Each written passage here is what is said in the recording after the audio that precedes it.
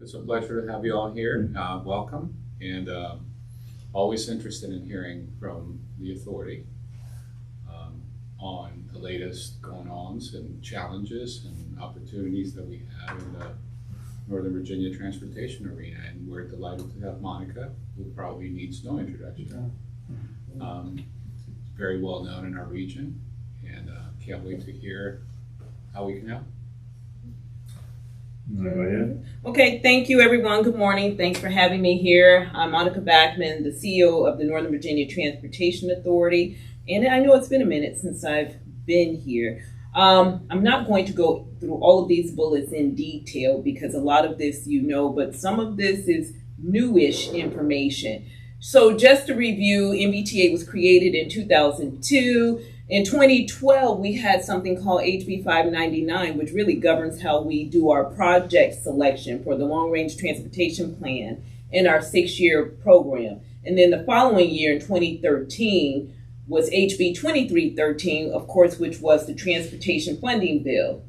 I put the bullet that's highlighted, the next bullet that's highlighted, HB 1539/SB 856 in 2018, because that's when 2 of our 3 revenue streams at the time were diverted to Metro. So that meant $102 million annually was diverted to Metro. We've since recovered most of it. The outstanding balance is $38.5 million. And then the last highlighted is HB 1414, SB 890, because that's really what restored us to where we are now, because you had the Omnibus Transportation Bill, the bullet before, which created the I-81 Corridor Improvement Fund. We received funds from that, so that led to some of the restoration.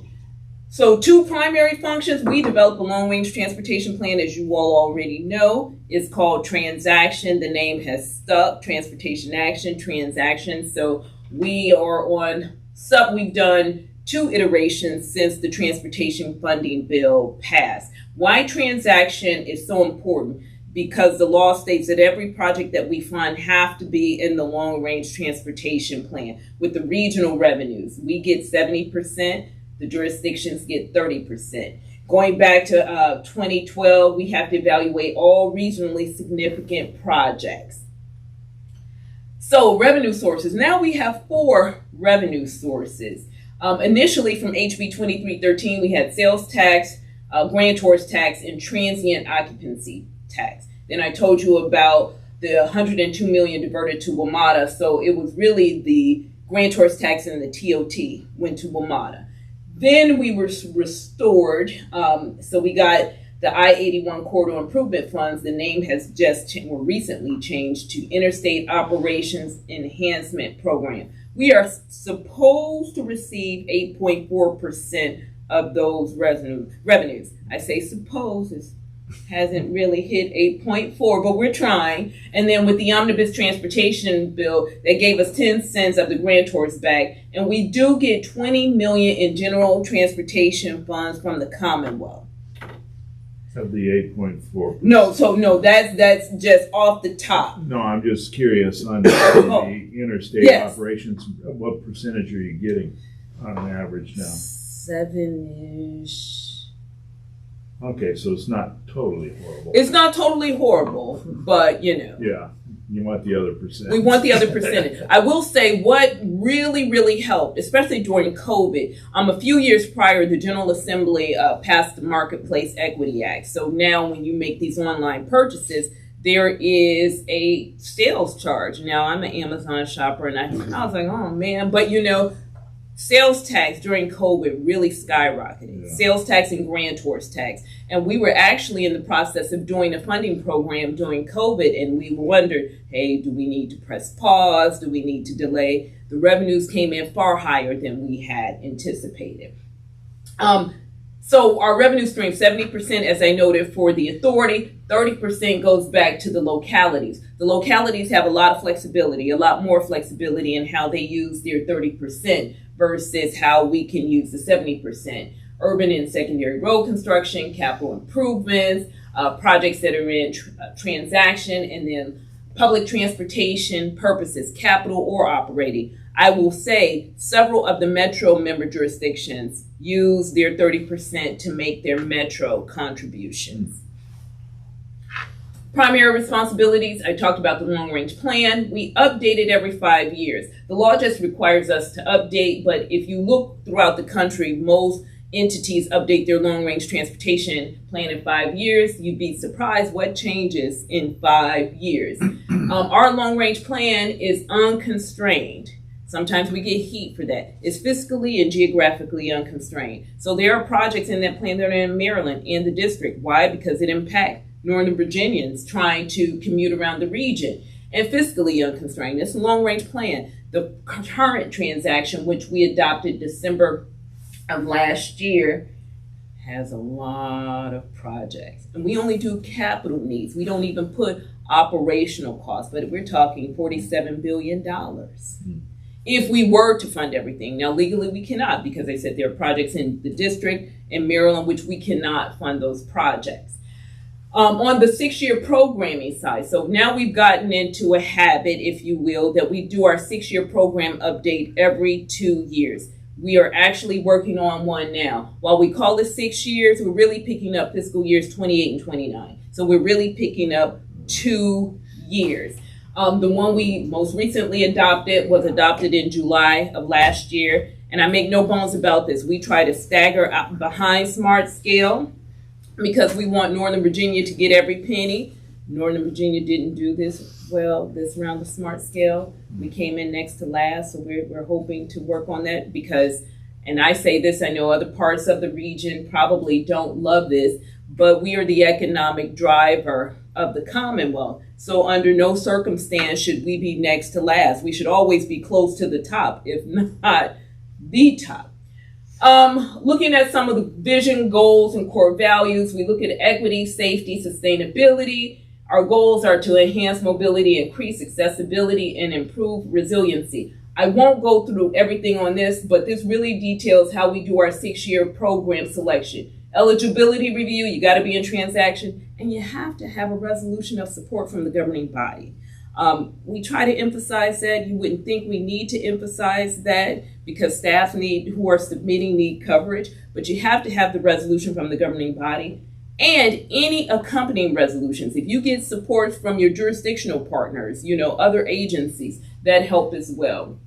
Then the quantitative analysis are things that are in the law. Congestion reduction relative to cost. HB 2313 says we have to give priority to the projects that have the greatest level of congestion reduction relative to cost. Doesn't mean we have to fund accordingly, but we do have to give priority to, because we can have a project that scores number 1, but it's like $1 billion. So that project probably won't be funded. Then it have to be in transaction. You have the transaction project rating. Then long-term benefit. The law also says that over time, every locality shall get their proportional share of revenues received. I know it's vague, and they said, yeah, it is vague. You figure it out. So we have a determination on how we do long-term benefit. Then there are qualitative factors that we look at. And of course, public comment means a lot. Have you heard of the town of Hillsborough? A few years ago, they had a project, the Route 9 traffic calming project. If they didn't bring the whole town to the public hearing, and this was the last one pre-COVID, they left 5 people at home. I mean, they literally brought the whole town out, and that made a huge impact. Excuse me, I'm Alan Hansen. I chair the Loudoun County Design Cabinet. We just got finished we're finishing, I guess, the town of Hamilton. They wanted an entire transportation plan. I mean, down to the sidewalks and the landscaping and the lighting. So that's what we're going through right now. And it's interesting with the towns, what I can say, the law does say if towns with a population of 3,500 or more, they have to get a share of the revenues on the 30% side. So for Loudoun County, that means Leesburg and Purcellville. Now, I know Leesburg always feels some kind of way because they bring in more revenues than some of our voting members. But they are a town, and the law does distinguish between a town versus a city versus a county. But other towns like Hillsborough, I think the population was 115, 120. I don't want to undercut. Not a huge town, so they work with Loudoun County to submit, because in that case, the county has to be the applicant. Where we are today, so we've had 12 funding years. I say funding years because you see it's out to fiscal year 27. We don't have we're not in fiscal year 27. But through our 12 funding years, we've invested $3.1 billion on 122 projects. And like I said, we're doing a funding program now. We're picking up fiscal years 28 and 29. I do want to pause right there because everyone knows the challenges with Metro. We are concerned because at Metro and what it means not only to the region but to the Commonwealth, we want Metro to get funding so we can, and have sustainable funding. We have that in our legislative program. However, we don't want it to come from us. I just have to say it like that because we are doing out years on our funding program. We don't have that money. So if money is taken from the authority, we will have to cut projects because we are programming now with money we really don't have. And I put the breakdown of the modes because we take a lot of heat. Oh, you just fund roads. That is untrue.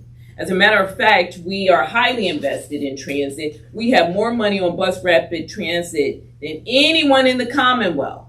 Collectively, we have over $500 million on BRT, but that gets to some of the numbers. Now, on September 14th, we celebrated distributing $1 billion in 30% revenues to the localities, $1 billion.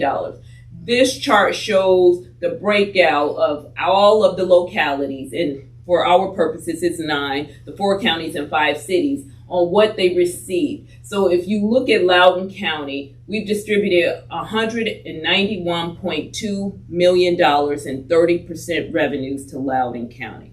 That money can be used to match 70% funded projects, smart scale projects, federal, local, state, metro. Again, a lot more flexibility on how that money can be used. Can you give Loudon a little more of that red?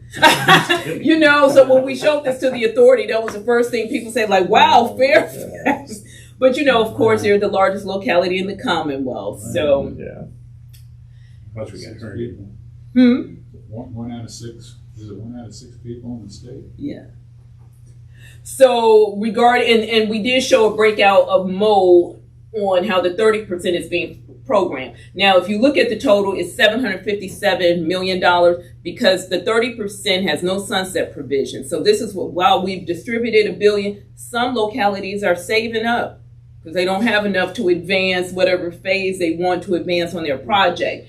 But from what we are reporting, 757 million of that, almost 758 million, has been programmed, and you see a lot of it on transit, bike ped, roadway technology, and other. Other is listed because you can actually use staff. You can fund staff with your 30% staff for transportation, not other parts of the government function. So, regional revenue funded projects around the Dulles Airport in this particular area. It's over 300 or nearly 350 million in projects around the Dulles Airport region. Just to give you an idea, Soapstone Drive extension, Prentice Drive, innovation, multiple Route 28 improvements, Davis Drive extension, formerly known as Rock Hill Road Bridge, extending Shellhorn, multiple Herndon Parkway improvements, and then there are some transit bus services for connecting transit from Eastgate Park and Ride to Tall Cedars Parkway. We're probably being conservative in what we're showing because there are other projects that may not be located directly in this region, but or this area, but impacts this area. So we try to make sure that these investments are showing, like we have investments that accompany the Silver Line, even though we didn't have money directly on the Silver Line. So can I ask Monica, Sure. on the Davis Drive extension, 20.6 million, is that mainly going into design? Yeah. Yes, a lot of that is design. Some of it is right of way. I do think because that's a project that Fairfax and Loudoun County has to come together both to be in support of, and they were. We're doing a funding program now. I'm not sure if that project was submitted for this funding cycle, We are in the process of evaluating and doing our quality control on the project submitted. But yes, to answer your question, the answer is yes. What is that Rock Hill Road Bridge going to be? What's the Rock Hill Road Bridge? Is that really a bridge? I thought it was an old bridge, but they've changed the name, probably to address your comment. But when the counties Loudoun and Fairfax were partnering for the Amazon, this was a part of the Amazon package. Yeah, that's the bridge that goes over the toll road. Rock Hill Road? Yes, that for the innovations, correct? I think to so, the Hyatt, so from the, almost by the CIT over to the Hyatt, because they don't have, otherwise everybody's gotta come down 28. So we're looking for a way to alleviate some of that traffic congestion. Well, I thought Davis Drive Road was going to be further up on Innovation Drive. I didn't know it was going to be. Well, It's just a renaming. Extension. Yeah, part of renaming. Plus, I don't know. This is what I'm a little confused about because in talking with the folks on the north side, I don't think the landing is settled in that area yet, or has it been? I think you are correct, and this is why they didn't apply in the last funding cycle, if I'm testing my memory correctly, because they're still, I know the state provided some funding to do some of the design work as well, and they're still trying to get that accomplished. They did, if my memory serves me correctly, go and try to apply for some of the right-of-way acquisition. I don't think it's a lot, but that was a part of their application. Because all the parking is on the south side for everything along the Silver Line too, so you gotta get to the south. Well, they're parking there for free now. Yeah. And I will say, Right and hand this turn is, lane. and this is further down in my presentation, we have a dashboard. So if you want any information on any project that we're funding, this one included, you can go to thenovagateway.org and you can search by corridor, by project name, by location, and the project description and detailed information will be pull up, including the funding sources that are on the project and the total funding amount. And what was it? The Nova? The no, and it'll The. yeah, THE. Oh, THE, This is just an example of investments throughout the region: VRE, BRT, buses, electric buses, rail investments, metro investments, national landing investments. We had funding $258 million on innovation in Potomac Yard. We have second entrances, $80 million on the second entrance for Boston Metro Rail Station. Then Route 28 widening for Fairfax, Loudoun, Prince William County cities of Manassas and Manassas Park. Route 1 widening and the WO&D Trail. So we try to make sure we achieve geographic balance and modal distribution. And Scott can remember when he was on the authority, one of our attorneys, Ellen Posner, we do an annual report every year. We're required to do an annual report. She would flip to the middle. There's a map, and it shows all the projects. And she said, this is what I love because I can defend you with this because we fund all modes and we have geographic distribution. So every funding program, and we do our funding programs every 2 years, we do an economic impact analysis of our funding in our investments in the region. This would be our third one to date, even though we're on our 7th funding program. We didn't start doing them initially. But we wanted to show the impacts of transportation investments to the economy. We don't do it in-house. Didn't want to be accused of tweaking numbers to benefit us. We contract with Chimera Economics and Analytics. And some of the highlights in this, through $4.1 billion, because again, $3.1 billion is what we've invested to date. Then the $1 billion for the 30% that's been distributed. That's what we've allocated. It creates 42,000 new jobs. 42,000 new jobs. And these jobs stay in this area. That's important too, because 90% of stay in Nova, ensuring future economic growth and vitality to the region. Then it saves the tax or commuters, citizens, residents, 400 million hours of travel time by 2035. When you say it stays in this area, you mean Northern Virginia? Yes, Oh, okay. the jobs, absolutely. So these are new jobs created. Because some jobs, you hire people from outside of even the region outside of the state. And then when the job is over, they're going back to wherever they came from. But then these jobs are jobs that stay. And then they pay into the economy, pay the sales tax, and they pay the grantor. So, it's really a cycle that we benefit from. And then the 400 million hours of travel time, that is huge. No one likes sitting in traffic. No one likes sitting in traffic. It does have an impact on quality of life if you can't get to where you need to be. For whatever reason, if there's a car fire, just regular congestion. And we are seeing congestion trends are back, especially in the PM peak period. Mm-hmm. We do a quarterly report to the authority on travel trends. The PM peak, especially on the roads, back to pre-COVID levels. Bus transit, back to pre-COVID levels. And a lot of bus transit really never fell below pre-COVID levels. Mm-hmm. It's the rail transit that is suffering. And you all probably aware with Metro, with VRE. That rail ridership hasn't come back to pre-COVID levels. So we're trying to work to see what we can do. I know VRE is even looking at some Saturday service. Metro and Randy Clark, they're trying to do some things to get that back up. But we are seeing that the PM peak in particular, the AM peak, which was usually 6 to 9, 7 to 9, is a little more scattered. Everyone isn't coming into the office during that peak period. So it's a little more scattered.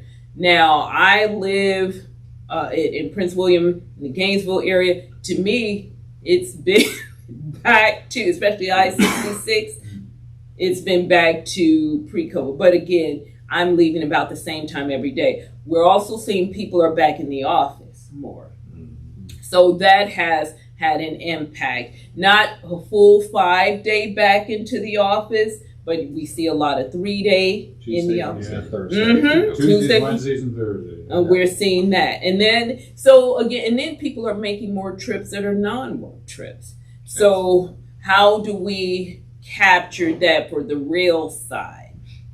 So we're working with that as well. But regarding our investments, 400 million hours of travel time saved by 2035, and $6 billion in monetary savings for NOVA taxpayers.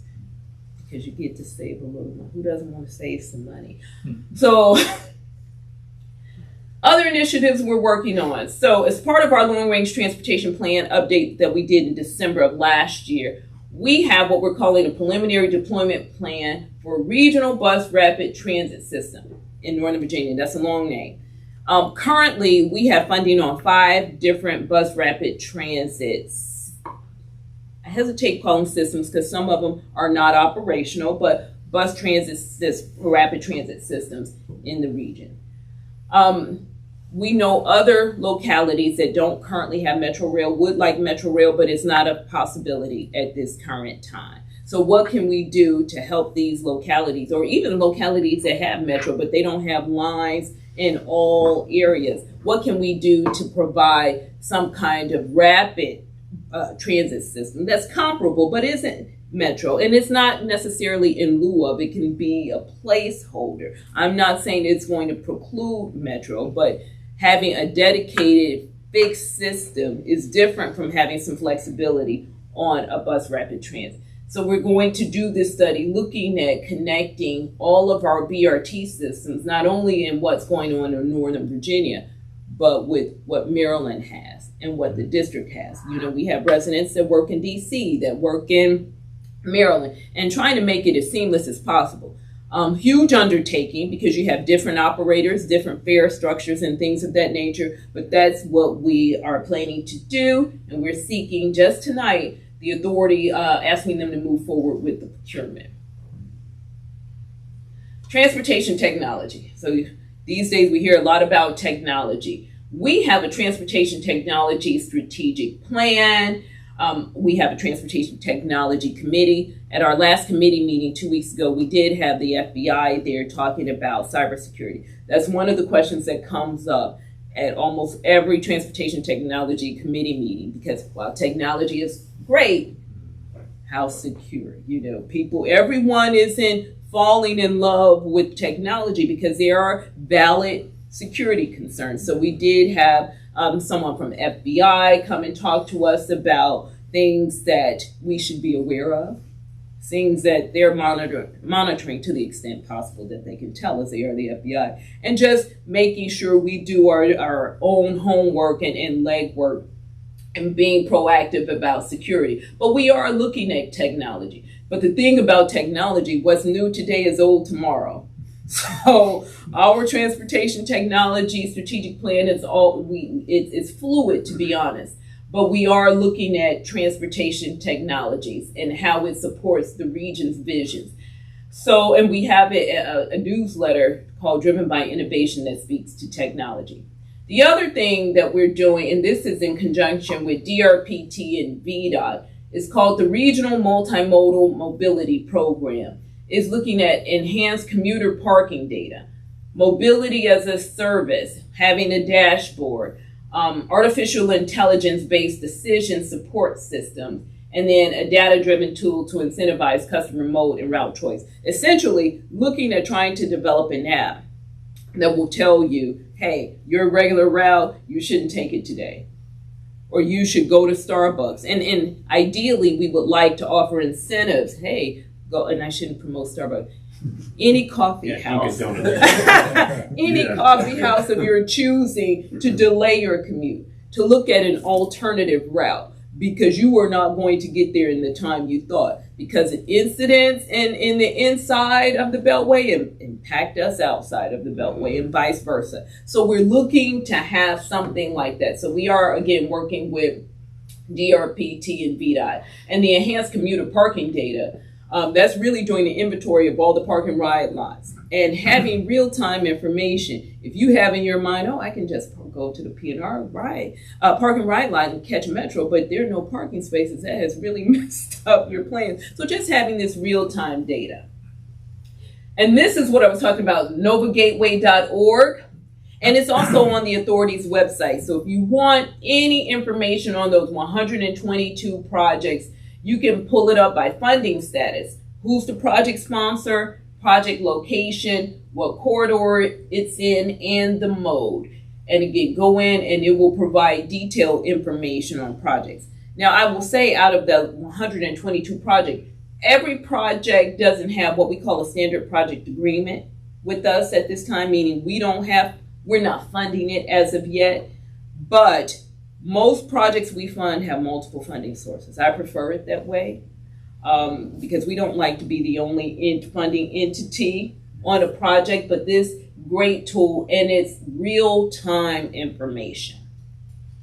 Some of our newsletters, if you haven't signed up, please do. We have an MBTA update newsletter. We have an authority recap, which we send the Friday after the authority meeting, so we'll be sending one tomorrow. And then the Driven by Innovation newsletter that really talks to the transportation technology initiatives that we're doing and what you see domestic and around the globe. There are some great things going on from a transportation technology perspective, but again, technology is fluid. And coordination around the region. Put the logos here. We try to coordinate with everyone. There is no one entity that does the bulk of the work. We all work in tandem, hand in hand. Are there any questions? I do have, go ahead. I was going to say, I do have a few. What is this? And it's just because I just don't know. Leesburg and the Ashburn Station.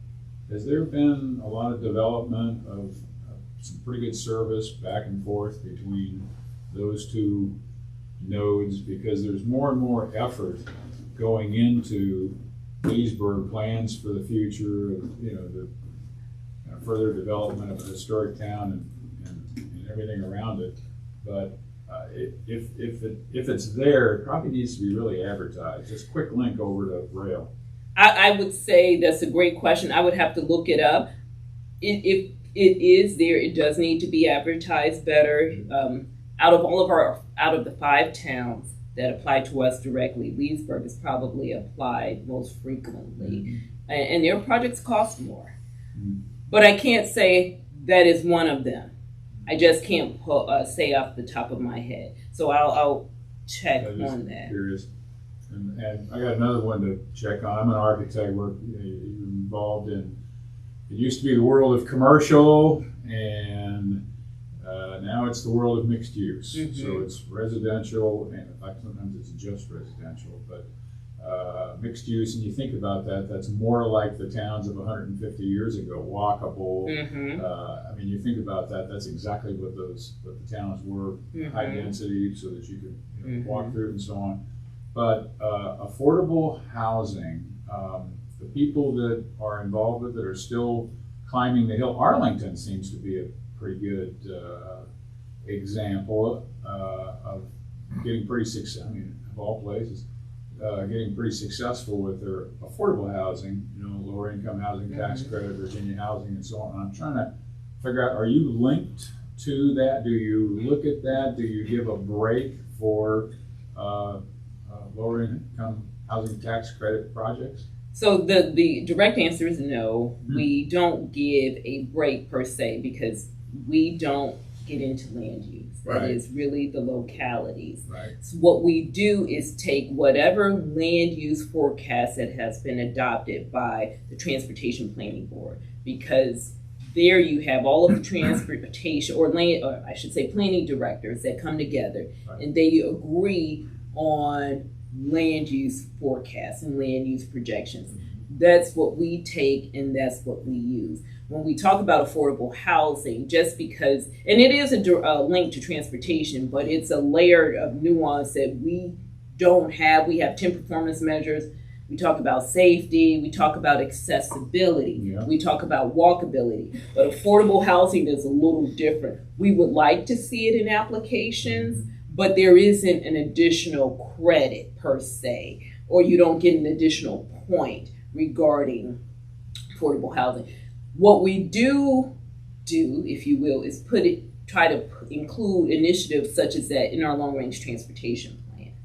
What localities are doing. Take what's going on at the Transportation Planning Board. Take what's going on at the Council of Governments and put that in. But we understand, and we've been told, land use is not under our purview. Yeah, we've got a couple of major projects going on in Prince George's County, and they do some pretty creative. Of course, they're following Montgomery County. It's their big sister. I get that. But some of the things that they're doing are pretty creative. They're giving lower parking ratios Mhm. per bedroom, per residence.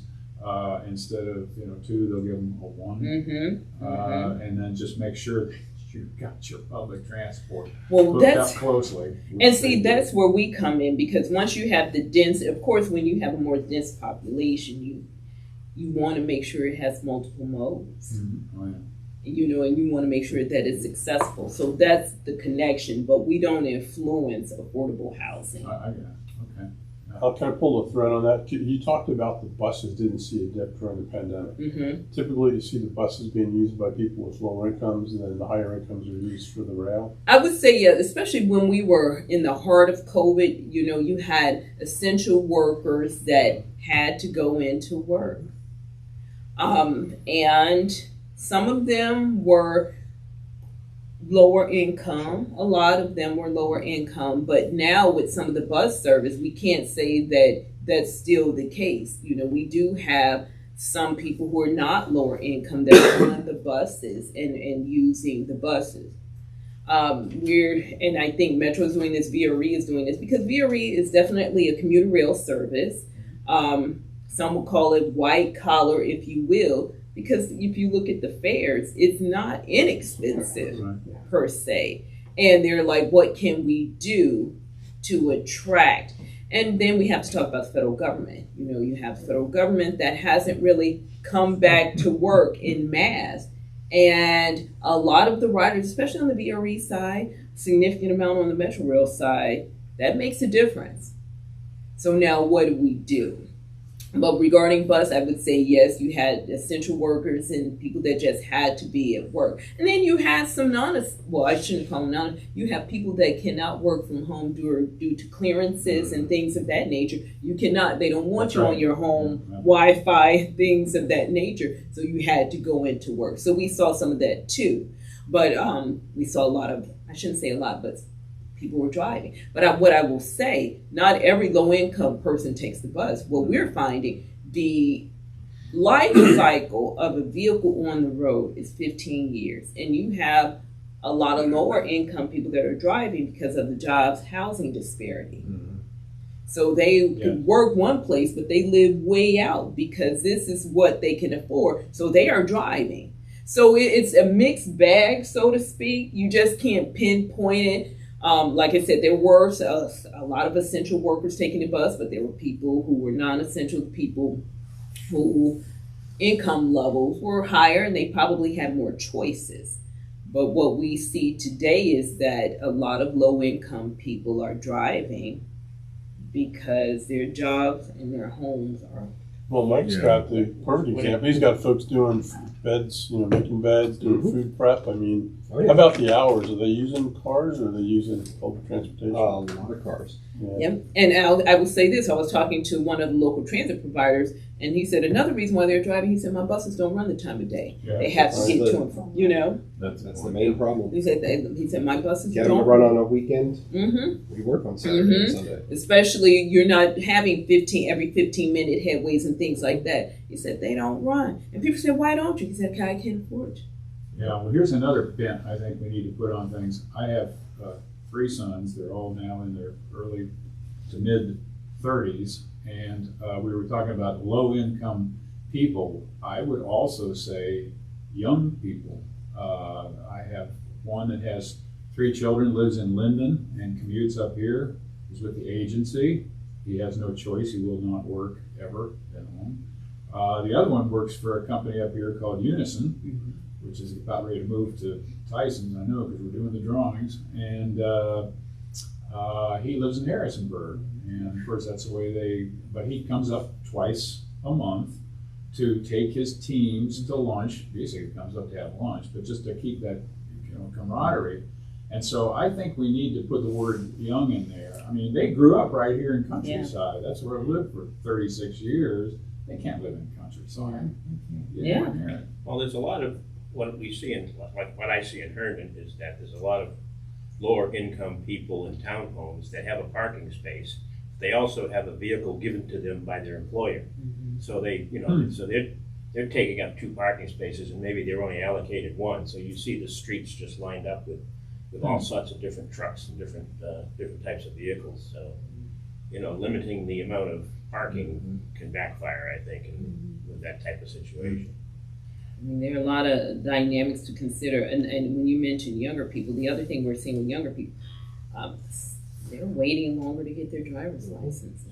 And I'm like, what? I was there the day after. They're waiting longer. There's one of my staff members, he bikes to work 18 miles. And he bikes. What's he doing? And I'm like, he puts his bike in his office, has his helmet, no showers, and I'm like, wow. The mobility of the younger generation is totally different. So, and this is one of the reasons we try to focus on being multimodal, because people need options. And how do we balance that with climate change initiatives? Because you hear a lot about climate change, and we don't need to do certain things, or we need to do certain things, but you don't want to address one problem by creating another problem. So it's how do we balance all of that? Because everyone's saying, oh, electric vehicles. Okay, well, everyone can't afford an electric vehicle. And then some people don't trust the technology. And then where are the charging stations? I need to be and how long does it take to charge? And then battery disposal, there's everything. So we just want to be mindful that while we're addressing problems, we don't create another problem, that we keep equity, safety, and sustainability in mind. And again, cars on the road, not that you own your car for 15 years, but I tell everyone the best car is the one that's paid for. But cars on the road, the life cycle is 15 years. And if my car's paid for, I'm not rushing to get a new one because it's electric. And how do we balance? It's the distribution of the charging stations. I live in West Virginia. I drive an hour and 45 minutes to get to work each day. And I'm about to be gifted through my company with an electric car. Mercifully, my hotels all have their own charging stations, as do our offices in there. I'm going to test to see how well I can come in through Hillsborough, well, detouring through Winchester right now because of the 340 construction in there, how well those batteries are going to last. Yeah. Yeah. That is the thing. Another question for you, this is a planning question. But, development follows transportation in one form or another. Do you ever have it reversing where you have conversations about for instance, all the crossings that we've talked about on the Potomac up here and so on, do you ever talk about how you would handle your transportation and therefore development would follow? Does it ever do the reverse? Do you have those conversations? Yeah, we do, to be honest. And I will tell you, like, I think I showed on the slide, we have 270 something million invested in national landing. We didn't know Amazon was coming. We didn't know it was Amazon. But we knew, just based on how the area was evolving. And before Amazon, it was Bragg, but Bragg didn't locate there. But looking at the plans that the county had, the other initiatives and things like that, and we said, oh, you have BRT there, you have bike ped there, you have Metro Rail there. So we knew it was ripe for something of that nature. And I don't want to say because of the transportation investments, that's the singular reason why Amazon located there, but it had a big part of it. You have, and then you have the airport. We have money on the CC to DCA connector bridge. So you do have all of these varying modes, and that makes it attractive. But on a higher level, when you have companies that want to come to the region, they ask about the transportation network. How far do you go with the modes? We've worked on projects, although they get started, you go into design concepts, you go into the county, get some approvals, and then some of them just don't seem to get built. But I'm thinking of Woodbridge, by the marina down there, and they had a system whereby they were going to go service Amazon and the Woodrow Wilson Bridge area and so on. So they were going to move people back and forth on water. Do you get involved in that at all? Transportation? So are you talking about the ferries? Yeah. If it's in our long-range transportation plan, we get involved. We have talked, because even before I was at MBTA, I was at Prince William County and working with the ferry study, the ferry initiative. I don't know what has happened, to be honest. It kind of fell off my radar. And we even did the trial runs on the service and say, this is how it will go. And I'm not sure what happened. I know NVRC was doing a lot of work regarding ferry, but I don't know where it is today. Build a bridge. Okay. Could you go back to slide 14? I think it is. Yeah, there it is. I was just curious where the very last bullet, the WNOD trail. What projects are those in Falls Church and in Arlington? So the Washington Old Dominion Trail, they wanted to widen the trail to provide, because they were saying they have a lot of people that use the trail as a commuting option. They do. And for us, all projects are treated equally. It was modeled with every other project. And they scored well. So it was really to widen the trail. Now, and the one in Falls Church, we did the groundbreaking a few years ago, and the ribbon cutting, I think last year, that project is complete. But it was really about another modal option. They were saying they saw 15,000 people a day, as high as 15,000 people a day on these trails. Yeah, and I was in a car yesterday with Jim Snyder through Falls Church. I wasn't asking for a tour. We were doing something else, but I got a quick tour, and we went back and forth across that trail. They're very private, and also they're planning of course, follows that trail as much as possible, but he also talked about, because it's not regulated for people walking and people riding and people pushing strollers, people get hurt out there. It's overloaded. Yeah, So I don't know what we're gonna do about that. Now, at least on the Lanes, Falls Church, they stroller have lane. designated where, you should walk if you're a walker versus taking your bike. Because, and I've heard about that too, where bicyclists are conflicting with pedestrians and people are getting hit by bicyclists. Imagine that, but it is happening. Bicycles get hit by cars too, and then Well, stop. On that one? Yeah. So that's, yeah. That's the next one. You're coming up, aren't you? Probably not. Okay. So we do have money on trail, and it's interesting because I'm not saying every trail is a true commuter trail, but the WOND seems to be one that there is a high volume of people commuting. Has Loudon approached or discussed with NVTA about the WNOD bridge over Sterling Boulevard? So we did, if I remember the project correctly, there was a project we celebrated a ribbon cutting on in Loudon, and the improvements on the WOD was a part of that. It wasn't the main project, but it was a component of that. So we have done some work on that. I just highlighted these two because these were applications for trail only. It wasn't a component of the roadway project. No, I was just curious. I know Supervisor Saines has been trying to get the bridge in that area, which is needed, and I was just curious. Yeah. That was a few years ago, but we did have a project in Loudon. I think that's the one you're noting where a component of it was improvements on the WOND. I'm like, the only thing we don't fund is air travel because, unless the plane is circling around Nova, we just can't fund it because projects have to benefit Northern Virginians because those who are the ones primarily paying into. But we try to make sure that we are truly multimodal because really where you are in the region that really dictates your travel mode and your travel needs. This is probably a comment you made when you first opened, but in VTA investments, where's the border? Where's the edge of NVTA? So we encompass the entire planning district 8. So all the 4 counties, the 5 cities. If I don't know if I put Yeah, in it's the here first slide, I think. a picture of There you go. there. So that's how Northern Virginia looks. Interesting.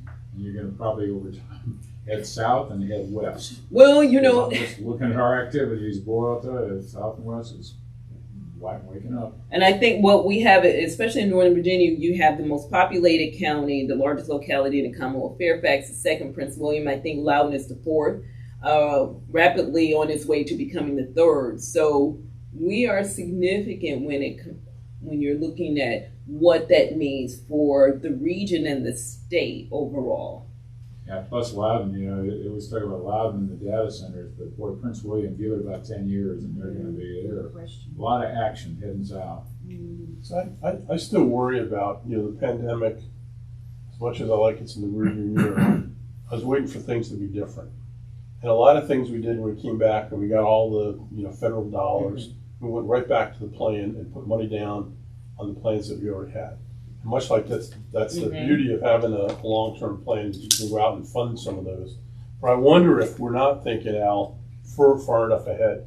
It says, wait a second, why do we continue to build all those things closer in? Maybe we need to put more effort on the outside. Much like with us, one of the few major ports, when we think about an airport, what are the things we should be doing to make ourselves world-class? We're not in the top 50, airports in the U.S. How do we get to be number 1? We got to do a better job in our road network, our parking, accessibility, walkability to the airport. That all starts with thinking and visioning and having a vision about where we are. And I think that road network and the modals, how do we get to all those hotels, getting workers there for different time of day? We need, as Committee for Dallas, to be thinking about how to be advocates of more of a vision instead of just checking the boxes you're through. I totally agree with you on that. And one thing about the authority, which they strive to do when you come in, even though you represent your own jurisdiction, you are to think regionally, what benefits the region. And they've done a great job at that. How does our decisions impact the region? Not just what's best for particular cities or counties. What does it mean for the region? Does it keep us economically viable and competitive and things of that nature? And that's what we always strive to do. And I think that's why being multimodal helps and giving ourselves some flexibility, because one thing we don't want to happen, projects that we fund have to achieve their useful life. If they don't, that's a conversation about reimbursing the authority, the delta, whatever that is. And we haven't had that happen. But I don't think we're talking about going beyond jurisdictional boundaries. And that's why our bus rapid transit study is so important, because as a commuter, I want to get there. I don't want, now I'm in another locality, I got to pay more money, and now it looks different. The service is quicker or the service is slower. Getting beyond the jurisdictional boundaries and having that seamless network. I grew up in New York, and we had a Port Authority. And so to make a difference where you were, and it had that commonality. When I look at the buses, whether I'm seeing a Q bus or a Fairfax Connector or a monobus, I have no idea where I am. Everybody's got a cool tool, everybody's got an app. But the fact is, I don't feel comfortable about jumping on and where do I transfer, what do I do? I did it when I was in the Air Force. I used to take the bus to the Metro, and that worked out great. But I would not just, how do I get here? I can't get here using public transportation for a meeting. And sometimes it just takes time. Yeah. It takes time. You have localities that have made changes to their long range plan, their strategic plans, and their capital improvement programs. And now you got to get the investments, the developers that are on board to come in and help shape that. It takes time, but and I'll just use Prince William as an example. They're like, for their plan they adopted last year, truly multimodal. But we're going to see that happen. Yeah. It's going to be years because it does take time. And it's layers of comfort. Like, I've been a frequent rider of Metro recently since I've moved to Vienna, but I've even traveled to the airport by Metro. It's convenient, but I haven't biked to the station to get on Metro, obviously, because you got to carry on. But I do have my son drop us off at the Greensboro station to go either way, whether it's into the city or to the airport. And the airport traffic has been good on Metro. I mean, it's been. And I think another part of it is layers of comfort. And at one point, are you uncomfortable enough to make a new decision, a new travel choice? What is the threshold? And everyone has a different threshold. Some people, hey, I don't mind driving to work sitting in traffic because that's there a long time. We were on a call for a public meeting. This woman said that. She said, I have wife, husband, and kids, and when I'm in the car driving to and from work, that's my alone time. And the first time was a novelty. The first time riding to the airport was a novelty. Like, hey, let's just try it. Yeah. But the second and third time, it's like, this is really convenient. 4 or 5 stops, and we're fortunate to have somebody that can pick us up, or even the Uber part. Yeah. And I'll even say for Dash, which is Alexandria's bus system, they hit a milestone with their ridership. They have Dash at 0 fare, and their ridership continues to skyrocket. So that next step is going to be different, like taking the bus to the Metro. That we haven't gotten there yet. But in Europe, I mean, Carl, this is the reason why I'm here, just to listen. So there's no way of thinking in there. It is. And sometimes Especially there's impacts which now I we would started say taking it for great. granted, so It may have influenced if we're taking these songs in Europe as well, but vice versa. So my 2 questions are more or less, are you in contact with some, let's say, comparable European regions running these kind of problems as well? For example, the Stuttgart region, where I know that the Northern Virginia Regional Committee has a kind of connection into, they should know about these problem areas very well and may share their experience over the last 50, 60 years on that. And one thing which comes into my mind is commuting between home and office.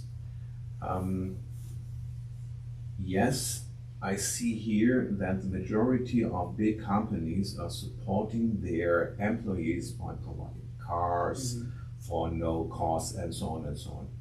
We changed that in Europe. We did that in Germany, especially in Berlin. In there, companies are not getting any tax deductibles any longer if they are providing cars to their employees, but they are giving tax deductible for, we call that job tickets, meaning free use of public transportation and including weekend whole family. So be attractive, that they say, hey, it's a win-win situation for both the environment, the traffic on the street, plus. So there are thoughts where most probably I would say, yeah, we somehow in advance of the United States and somehow we are behind. No, I yes, to answer your first question, yes, we are looking outside of what the United States is doing and looking at what other countries are doing because we know there is a lot to learn and we want to make sure that we can incorporate what we can. Getting the transit incentive, because it's like you said, if you've never tried it, and some people have preconceived notions about, but once you try it. And when I talked to my neighbor, we came in and they were asking us, why did you choose this location? I say, hey, it's 10 minutes walking to the metro. I mean, and I mean, really, and I'm from Chicago, and in high school, we were on the same public transportation system as everyone else. There were no yellow school buses. Really? Yes, we were. Now, saw some things. I saw some things. We took the same public transit system as everyone else. And rail went everywhere. Yeah. It went everywhere. Yeah. And this is the challenge for us in this region, and how it becomes hard to compare with Europe. Yes. No, you can't. And You can't. Japan. Yeah.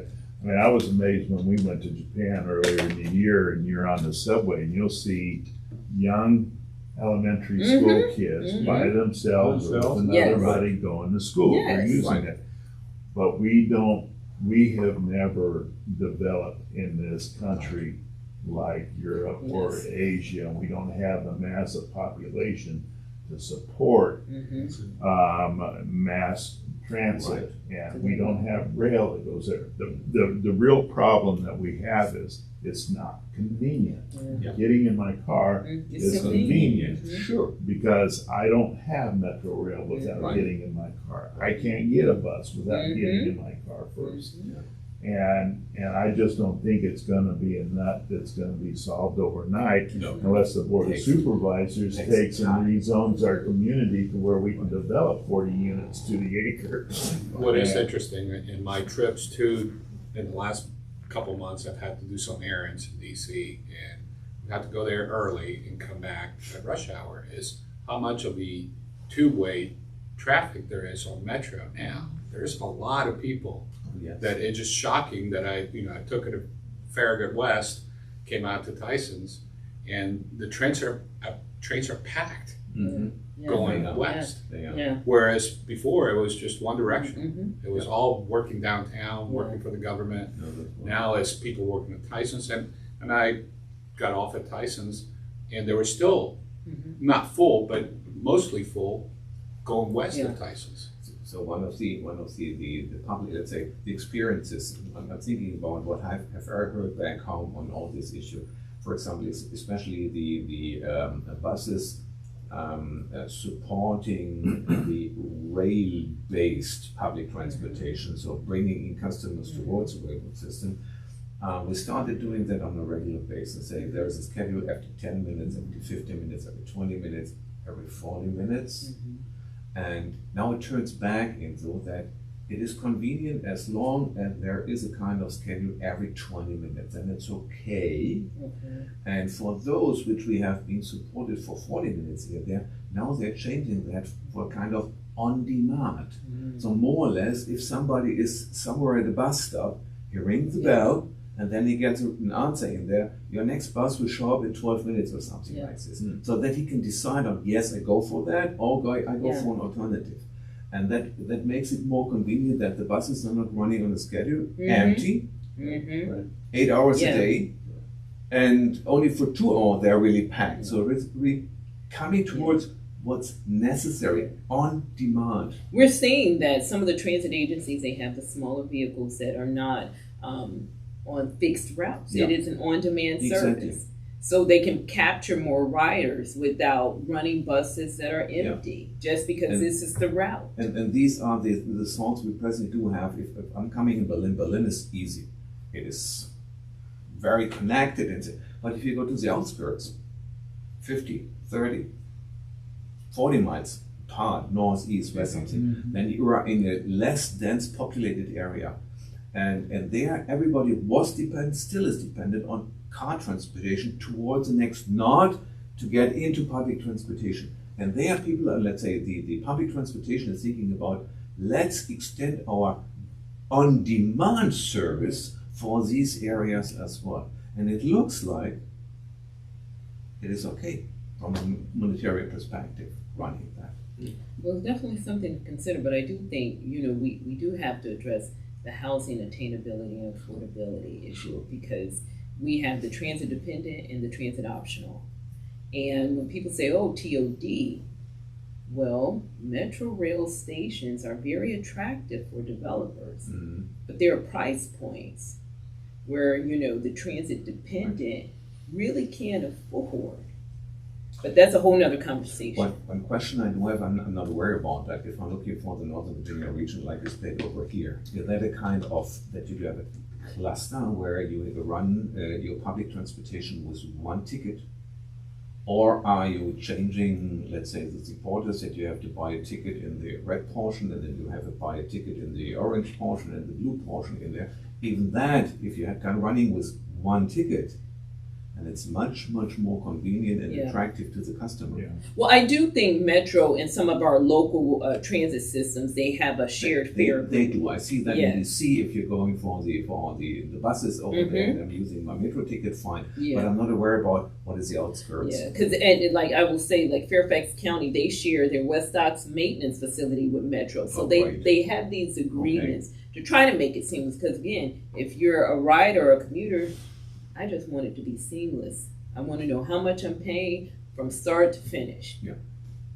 Just a question for you. Our DBI, the studio is across the toll road from Wheelie Avenue Metro. Mm-hmm. And there are people there that would love to commute by rail. I mean, it's very, very close, but we've got to go out and see clients all the time. And you talked about, owning a vehicle and then maybe a company providing a vehicle. Do you have any stats on the companies that are providing vehicles to employees to go That's a good do question. that?